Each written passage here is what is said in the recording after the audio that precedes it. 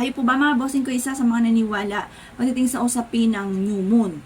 Ayan, kailangan mga bossing ko, meron kayong pangontra sa kamalasan. Kasi yan ay isang bilog na malaki na kulay itim. Parang walang nagniningning kasi 'di ba yung buwan yung nagniningning, yung full moon nagniningning ito sa kalawakan, nagbibigay ng liwanag. Ang new moon, isang bilog na itim po ito mga bossing, na walang liwanag. Kaya mas may na meron tayong mga pangontra sa mga kamalasan. Kung ikaw ay isa sa mga negosyante, ayaw mo na ikaw po'y mabankrupt, ayaw mo na mawala ng benta, gawin niyo po ito. Kung ikaw ay isa sa mga mananaya at gusto mo makawagi ka na limpak na salapi, gawin niyo po ito para hindi ka alatin.